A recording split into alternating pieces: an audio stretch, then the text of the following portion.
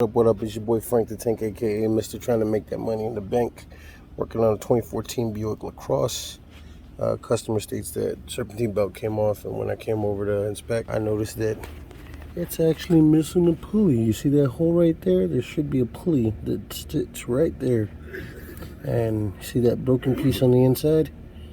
That is what's remaining of the screw for the pulley. So this is going to be a pain in the ass. In order to access it properly, you're going to have to remove the motor mount. There should be 3 bolts here. There was one in the back, which was finger tightened. None here. This one was finger tight. This one was pretty tight. That one's stripped. So now I'm going to have to figure out a way to fix that. But as of right now, kind of stuck at a standstill. I'm trying to get the alternator out just so I can see if I can remove that damaged screw piece. That way we can just buy another pulley, put it on there, and hopefully get the customer rolling again. So if you are tuning in, just bear with me. Lower Life Spudsy Richard, if you're seeing this video, it's me, your dad. Just want to tell you I love you and I miss you, like always. And Caden and Aria, I love you too. Babe, I love you too. I'm just here trying to do some good stuff for our family. So bear with me. I'm going to pause you, and then I'm going to continue on, see if I can get this alternator out. All right. So back at it again with the white vans. Unfortunately, it's late, and the customer's gonna have to go get the parts that he needs, so that way this vehicle can be repaired. So I'm at a dead stop because there ain't nothing I can do to fix something that's broken. I was able to extract the broken bolt, so that's kudos. And yeah, so this is going to be part 1 of working on this 2014 Buick LaCrosse. Well, part 3 technically. No, part 2. Part 2, yeah. So it's part 2 on a new separate issue.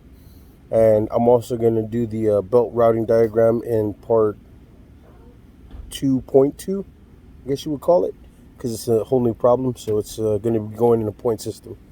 This customer is going to come back numerous times for multiple things that he wants done on the vehicle, just updates, regular tune-ups, stuff like that. So I'm gonna post this video, and if any of y'all are confused as to what to do, I'm just gonna walk you through a little quick brief one. Right, here we go. 2014 Buick LaCrosse. So right now I have the alternator out. I did remove the 10mm bolt that's to the positive side. Don't worry, I removed the power to the battery. I also removed the harness clip that's right there. See these two things right here? So one of them is a stud like this, and one of them is a stud like this that comes equipped with a nut. So you have to remove the nut first, and then using a, see if it's the right, it's this one I think, yeah, using a 1/4 socket. I don't know if y'all can see that. Yeah. Using a 1/4 socket and a small ratchet, you remove this one all the rest of the way. Once it's loose, you can undo it with your fingers, and that is the alternator out in junk. So the bolt that broke is that piece down there. You see that? The bolt broke off in there, but there's supposed to be a pulley that sticks out that matches up to the threading on this one. So luckily, once these two were out, I was able to slide it down and then just slide it off of that broken bolt. The broken bolt is right here. So it's snapped clean in half. I believe what happened is the pulley seized, because the customer did state that when he saw it, the pulley was doing this deal like this. So this does happen. It is a tensioned, it's a torsion screw, but you see how the threads broke? So it probably meant that the pulley seized, and they were driving on it while the pulley seized, and the pulley just snapped the bolt head off completely. We also were able to recover the frickin', pardon me, don't forget to put your nuts back on where you take them off, because you don't want to lose these guys, because trying to find them is ridiculous. Come on, get on there. Nope. Sorry, I got big old sausage fingers trying to do this. Bam. Okay, so make sure you keep your hardware at least as much as possible in the location it's designed for. So all in all, with that out, I was able to remove it just by unscrewing it from the head right there. See it right there? So I was able to unscrew it from there. I am gonna have to take off this bracket when I'm doing the belt, because I need to remove the motor mount here and this front bracket in order to get the belt on properly. This car actually does not have power steering. It doesn't have a power steering pump. It's just a regular car. It has the electric power steering thing, and there is a pulley underneath this, guys. This is the water pump pulley, I believe, that goes underneath here. If you look down in that little channel, you can see it a little bit. Right, maybe there's better. No, I guess not. Yeah, so there's a pulley back there. So that has to come, that plate has to come out in order for the timing to be done right. The engine does have to be supported with scissor jack with a block of wood just to get the pressure off of this. Like I said, this bolt was finger tightened. This didn't even have a bolt. This bolt came out all right, but it was finger tight. This one was the only tight one in the bunch, and this one back here is actually stripped. So trying to get this guy out is going to be a hoopala, because it's just spinning in there. I don't know if y'all can even hear that. Oh, and then here's the other pulley. It's just a shield that goes on there. So we actually found this in the front underneath where the radiator is. So that's that. All the bolts and screws that I took out are not really going to cause the car any issue. But look, you see how it's just spinning? Not coming out. No matter what I do, I can spin on this thing all day and night and it won't come out. So anywho, yeah, so this is going to be an ongoing thing. I hope y'all like, follow this video. So if you have these kind of cars, because these cars are known for being nice cars, they're very elegant, they're very cool looking, they have a lot of good features and everything like that, but these motors are not the most reliable, and the components that they use to make these motors are not the most reliable. So stay tuned, like, comment, follow, subscribe, throw me a chat, whatever. If you know something else about these cars and you want to let me know, let me know. I'm just here for y'all guys. So I appreciate y'all's time. Thank you for following the Apophis Family Channel. What up? It's your boy Frank the Tank, aka Mr. Getting That Money in the Bank. Today I'm working on the illustrious 2014 Buick LaCrosse. Through the stationary pulley, sheared off the bolt the other day, so it's been down. The customer went and since then has bought the tensioner pulley, the stationary pulley with the bolt to replace it. I'm in the process of actually doing it right now.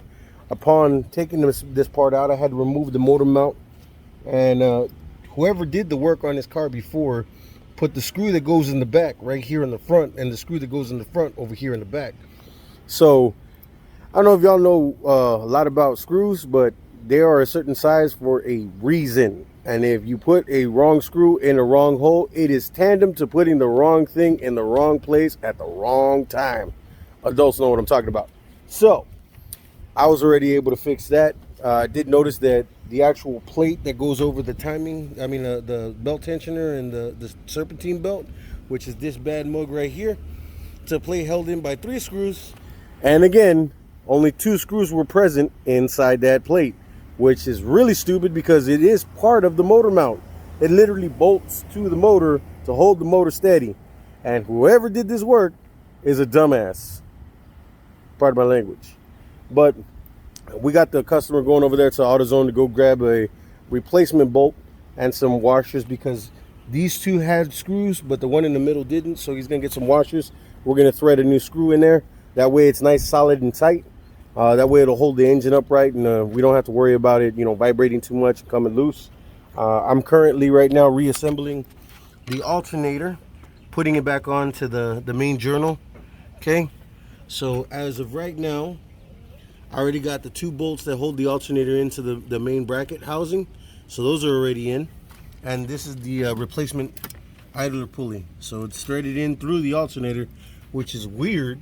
I mean, I've seen it before, but I mean, it's weird that it's got this big old junk in the back. It's like a spacer to throw the side off. Once it gets down to the tight side, it'll line this up with this this housing unit right here, this belt, and it's gonna hold it together in even, so that way it doesn't, you know, vibrate loose and come off. So right now I'm gonna be tightening this up, getting the serpentine belt back on, putting it all in a proper belt routing sequence, and I will show you once that's done.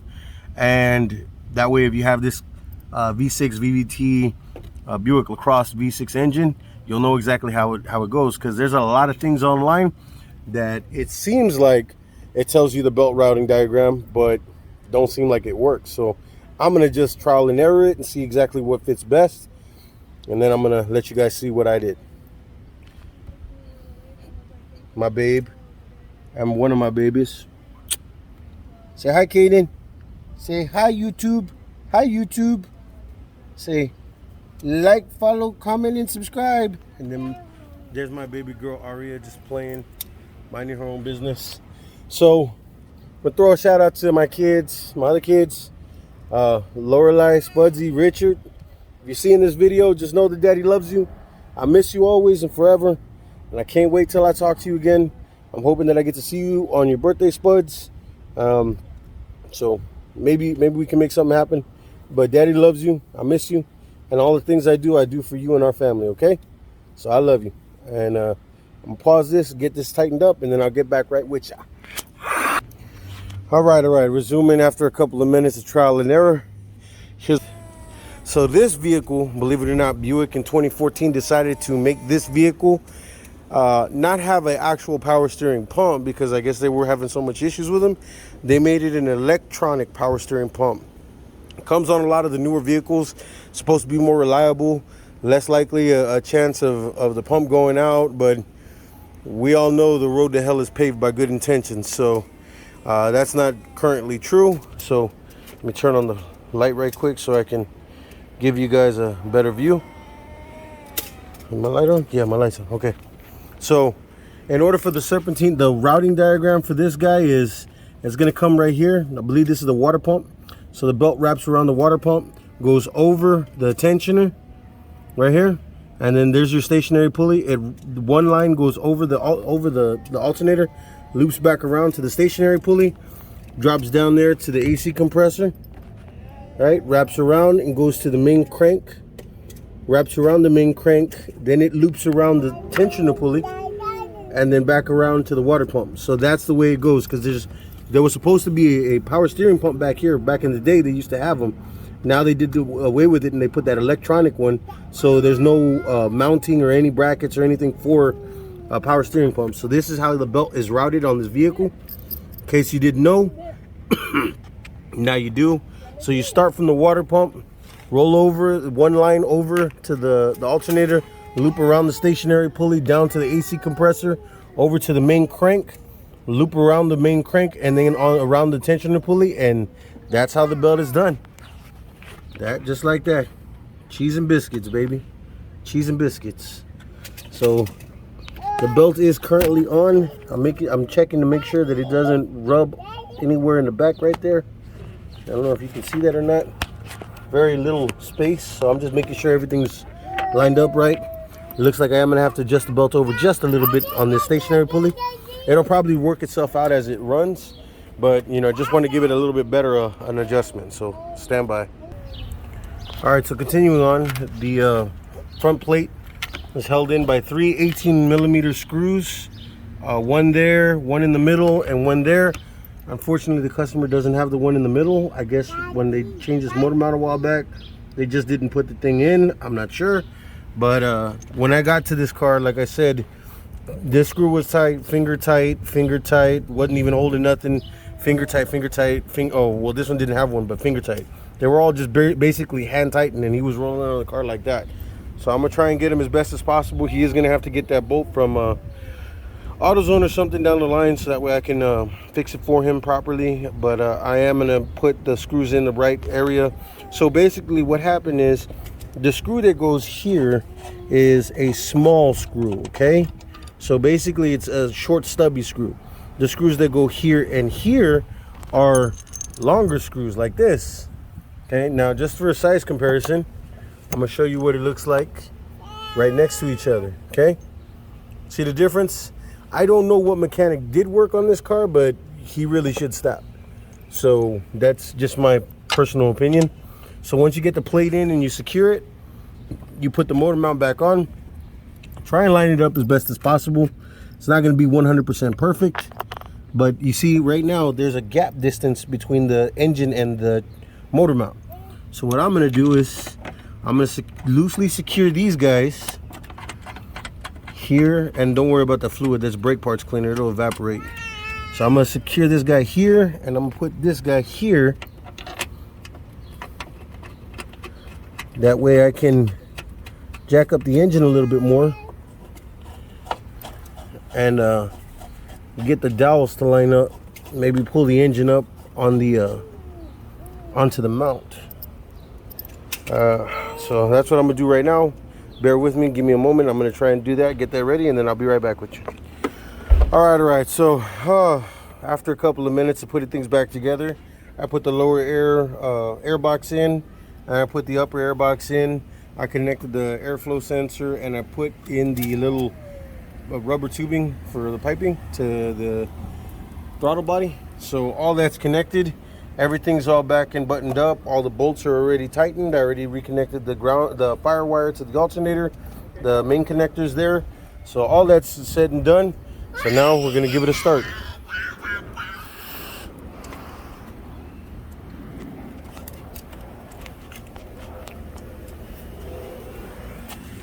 If the key's here, I don't know if he left